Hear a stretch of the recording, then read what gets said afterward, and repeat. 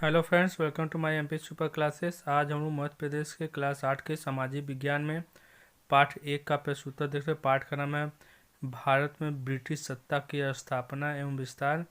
इससे पहले कि आप हमारे चैनल पर नए हों या पहली बार आए हों तो हमारे चैनल को सब्सक्राइब कर दें और बेल आइकन को दबा दें, जिससे हमारे आने वाले सभी वीडियो का नोटिफिकेशन आपको सबसे पहले मिल सके। और हाँ, अपने विषय के सभी नोट्स पाने के लिए हमारे चैनल को जरूर सब्सक्राइब करें। आइए हम लोग पहला क्वेश्चन देख लेते हैं। प्रश्न पहला, निम्नलिखित प्रश्नों के सही विकल्प चुनकर लिखिए। इसमें पहला क्वेश्चन है, इलाहाबाद की संधि निम्न में से किसके साथ की गई? को ऑप्शन दिया हुआ मीर कासिम, ख में ऑप्शन दिया नवाब नवाजुद्दौला, ग में दिया शुजाउद्दौला, घ में बहादुर शाह जफर। हमारा जो सही है इसमें ना तो मीर कासिम के साथ हुआ था, न तो नवाब नवाजुद्दीन दौला के साथ हुआ था, न तो बहादुर शाह जफर के साथ हुआ था। हमारा कौन सा सही इसमें? ग सही है। हम लोग प्रश्न दूसरा देख लेते हैं। निम्नलिखित में से कौन सी व्यापारिक कंपनी भारत में नहीं आई थी? क पुर्तगाली, ख डच, ग फ्रांसीसी, घ अमेरिकन। तो हमारा जो पुर्तगाल भी आया था, डच भी लोग आए थे, फ्रांसीसी भी आए थे। कौन नहीं आए हुए थे? अमेरिकन नहीं आए हुए थे। हमारा ये गलत है, मतलब ये सही है और इसके अलावा सब क्या है? गलत है। हम लोग तीसरा क्वेश्चन देख लेते हैं। डचों द्वारा भारत में बनाई गई प्रमुख फैक्ट्री कहाँ थी? क गोवा, ख दमन, ग पुलिकट, घ दीव। हमारा जो कि गोवा में नहीं बनाए थे, दमन में भी नहीं बनाए थे, दीव में भी नहीं बनाए थे। कहाँ बनाए थे? पुलिकट में। हमारा सही कौन सा है? ग सही है। हम लोग चौथा क्वेश्चन देख लेते हैं। 1615 ईस्वी में सर टॉमस रो को राजदूत बनाकर कहाँ भेजा गया था? क इंग्लैंड, ख अमेरिका, ग भारत, घ फ्रांस। तो उनको फ्रांस भी नहीं भेजा गया था, अमेरिका भी नहीं भेजा गया था राजदूत बनाकर, इंग्लैंड में नहीं भेजा। कहाँ भेजा गया था? भारत में। तो हमारा कौन सा सही है? ग सही है। हम लोग आगे देख लेते हैं। प्रश्न पाँचवा, प्रथम दो कर्नाटक युद्धों के समय भारत में फ्रांसीसी गवर्नर कौन था? क डुप्ले, ख क्लाइव, ग कॉर्नवालिस, घ कोलबार्ट। तो हमारा न तो कोलबार्ट सही है, न तो क्लाइव सही है, न कॉर्नवालिस सही है। हमारा सही कौन है? क डुप्ले। हम लोग प्रश्न दूसरा देखते हैं, रिक्त स्थानों की पूर्ति कीजिए। इसमें हम देख लेते हैं। हम लोग इसमें पहला है, भारत में सर्वप्रथम यूरोपीय जाति का आगमन हुआ। इस खाली स्थान में क्या भराएगा? हमारे इस खाली स्थान में सबसे पहले कौन आए हुए थे? भारत में पुर्तगाली लोग आए थे। तो हमारे इसमें क्या भरा जाएगा? पुर्तगाली भरा जाएगा। हम दूसरा देख लेते हैं।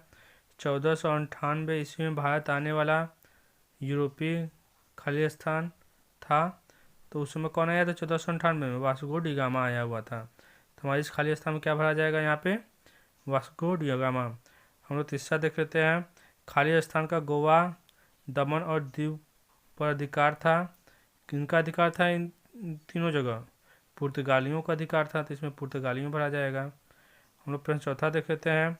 ईस्ट इंडिया कंपनी की स्थापना खाली स्थान के लिए की गई। तो हमारे देश में ईस्ट इंडिया कंपनी किस उद्देश्य से आई हुई थी? व्यापार करने के लिए आई हुई थी, तो इसमें व्यापार भरा जाएगा। हम लोग प्रश्न पाँचवा देख लेते हैं। प्लासी के युद्ध के समय बंगाल का नवाब कौन खाली स्थान था? तो उसमें बंगाल का नवाब कौन था? तो सिराजुद्दौला था। तो हमारा उस खाली स्थान क्या भरा जाएगा? सिराजुद्दौला भरा जाएगा। हम लोग छठा क्वेश्चन देख लेते हैं। वेलीजली की सहायक संधि द्वारा खाली स्थान और हैदराबाद को कंपनी के अधीन लाया गया। तो हमारा इस खाली स्थान क्या भराएगा? मैसूर भराएगा। हम लोग प्रश्न सातवां देख लेते हैं। लॉर्ड डलहौजी ने खाली स्थान नीति का अनुसरण किया। तो किस नीति का अनुसरण किया अंग्रेजों ने? जो कि फूट डालो और राज करो नीति का अनुसरण के। हमारे इसमें क्या भरा जाएगा? फूट डालो और राज करो। हम लोग अगला क्वेश्चन देख लेते हैं, तीसरा।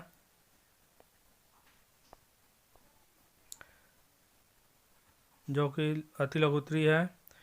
तो इसमें प्रश्न पहला है, भारत में यूरोपीय व्यापारिक कंपनियों का आगमन क्यों हुआ?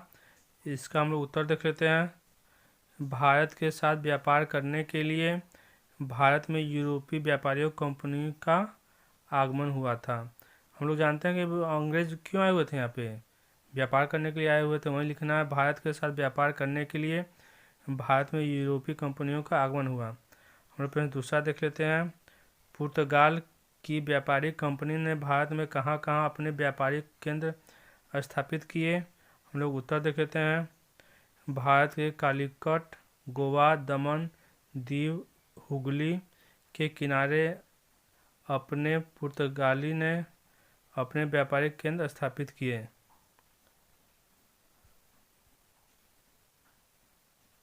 हम लोग प्रश्न तीसरा देख लेते हैं। भारत में डचों ने किस नाम की स्वर्ण मुद्रा चलाई थी। आप लोग जानते हैं पगोडा नामक स्वर्ण मुद्रा भारत में चलाया था। कौन चलाया हुआ था? डचों ने चलाया हुआ था। तो इसका आंसर हो जाएगा भारत में डचों ने पगोडा नामक स्वर्ण मुद्रा चलाई थी। हम लोग प्रश्न चौथा देख लेते हैं। सहायक संधि की नीति किस गवर्नर जनरल द्वारा अपनाई गई थी। तो हम लोग उत्तर देखें। सहायक संधि की नीति लॉर्ड वेलिजली गवर्नर जनरल द्वारा अपनाई गई। हम लोग प्रश्न पाँचवा देख लेते हैं। भारत में अंग्रेजी विजय के 2 कारण लिखिए। हम लोग उत्तर देख लेते हैं। पहला, यहाँ के राजा आपस में लड़ते रहते थे। यहाँ पर राष्ट्रीयता की भावना का अभाव था, इसलिए वो क्या हो गए, उस यहाँ पर अंग्रेज विजय हो गए। हम लोग लघु उत्तरीय प्रश्न देख लेते हैं। इसमें पहला है, डच कंपनी द्वारा भारत में किए गए व्यापारिक कार्यों का उल्लेख कीजिए। हम लोग उत्तर देख लेते हैं। डच कंपनी ने गुजरात में कोरामंडल, समुद्र तट, बंगाल, बिहार तथा उड़ीसा में अपने व्यापारिक कोठियाँ स्थापित की। उन्होंने अपना पहला कारखाना मछलीपट्टनम में खोला। डचों ने भारत के साथ मुख्यतः मसालों, नील, कच्चे रेशम, सीसा, चावल एवं अफीम का व्यापार किया। डचों की प्रमुख फैक्ट्री पुलिकट में थी, जहां वे स्वर्ण मुद्रा पोगाडा को ढालते थे। हम लोग प्रश्न दूसरा देख लेते हैं।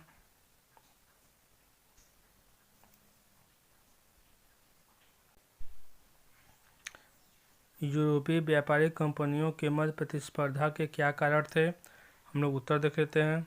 यूरोपीय व्यापारिक कंपनियों के मध्य प्रतिस्पर्धा के प्रमुख कारण निम्नलिखित थे। आइए हम लोग देख लेते हैं। इसमें क देख लेते हैं। दोनों कंपनियां अधिक से अधिक मुनाफा अर्जित करना और राजनीति में अपना प्रभाव को वृद्धि करने की नीति थी, इस कारण आपस में लड़ते थे। हम लोग आगे देख लेते हैं। बाजार पर अपना एकाधिकार करने के लिए। ग, व्यापार पर नियंत्रण स्थापित करने के लिए।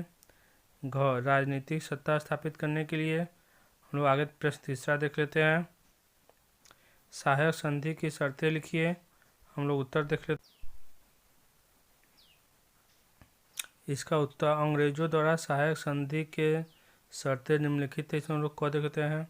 सहायक संधि मानने वाले भारतीय राज्य को अपनी सुरक्षा के लिए ब्रिटिश सेना की एक टुकड़ी को अपने राज्य की सीमाओं में रखना होता था। हम लोग आगे देख लेते हैं। उसमें क्या था, ब्रिटिश सेना के खर्चे के लिए संधि स्वीकार करने वाले राजा को एक निश्चित धनराशि अथवा अपने राज्य का कंपनी देना होता था। आगे देख लेते हैं। भारतीय राजाओं को अपने दरबार में एक अंग्रेज अफसर को भी रखना होता था, जो भारतीय शासक के कार्यों में हस्तक्षेप किया करता था। हम लोग दीर्घ प्रश्न देख लेते हैं। इसमें पाँचवा हमारा जो कि दीर्घ प्रश्न है, इसमें हम लोग पहला प्रश्न देख लेते हैं। कर्नाटक युद्धों के कारण लिखिए। हम लोग उत्तर देख लेते हैं। कर्नाटक युद्धों के प्रमुख कारण निम्नलिखित थे। इसमें पहला देख लेते हैं। अधिक मुनाफा कमाने के लिए ब्रिटिश ईस्ट इंडिया कंपनी और फ्रांसीसी कंपनी में व्यापारिक प्रतिस्पर्धा थी। हम लोग ख देख लेते हैं। दोनों ही अधिक से अधिक बाजार तथा सुविधाएं पाने के लिए व्यापार पर अपना प्रभुत्व स्थापित करना चाहती थी। हम लोग ग देख लेते हैं। फ्रांसीसी कंपनी का प्रधान कार्यालय दक्षिण पूर्वी समुद्र तट पर पांडुचेरी में था, जबकि ब्रिटिश कंपनी का प्रमुख केंद्र फोर्ट सेंट जॉर्ज मद्रास में था, जो पांडुचेरी के नज़दीक था। हम लोग दूसरा प्रश्न देख लेते हैं। प्लासी युद्ध के कारण लिखिए। हम लोग उत्तर देख लेते हैं। प्लासी युद्ध के निम्नलिखित कारण थे। इसमें हम लोग पहला देख लेते हैं, अंग्रेज समस्त बंगाल पर अपना अधिकार करना चाहते थे। हम लोग ख में देख लेते हैं, क्लाइव ने फ्रांसीसी बस्ती चंद्रनगर पर अपना अधिकार कर लिया तथा वहां का नवाब सिराजुद्दौला ने हार मान ली। हम लोग ग देख लेते हैं, क्लाइव ने नवाब के दुश्मनों को अपना संरक्षण दे रखा था।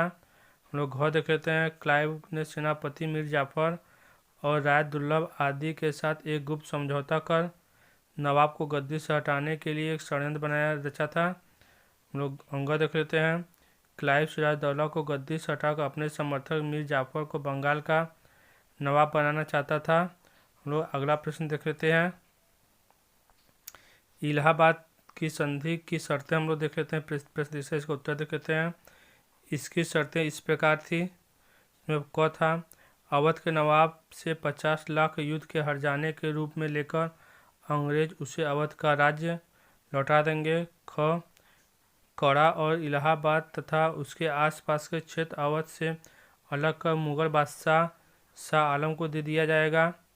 ग, चुनार का दूर अंग्रेजों को मिलेगा। अंग, अंग्रेजों को अवध की सीमाओं के भीतर बिना कर दिए व्यापार की सुविधा मिलेगी। हम लोग प्रश्न चौथा देख लेते हैं, लॉर्ड डलहौजी की विलय नीति को समझाइए। हम लोग उत्तर देख लेते हैं, भारतीय राज्यों को प्रत्यक्ष रूप से कंपनी का अधीन करने के लिए गवर्नर जनरल लॉर्ड डलहौजी ने विलय नीति का अनुसरण किया। सबसे पहले उसने भारतीय राजाओं द्वारा दत्तक पुत्र लेने की प्रथा रोक लगा थी, मतलब गोद लेने की प्रथा पर क्या कर दिया था, रोक लगा दिया था। जो शासक बिना पुत्र के मर गए उनके राज्यों को ब्रिटिश साम्राज्य का अंग मान लिया गया। ऐसे राज्यों में झांसी, नागपुर और संतारा प्रमुख थे।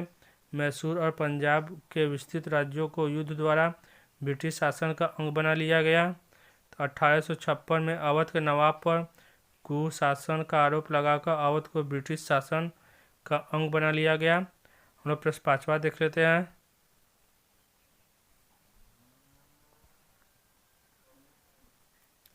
व्यापारिक एवं राजनीतिक प्रतिस्पर्धा में अंग्रेजों की सफलता के कारण लिखिए। हम लोग उत्तर देख लेते हैं, अंग्रेजों की सहायता के प्रमुख कारण इस प्रकार थे सफलता के।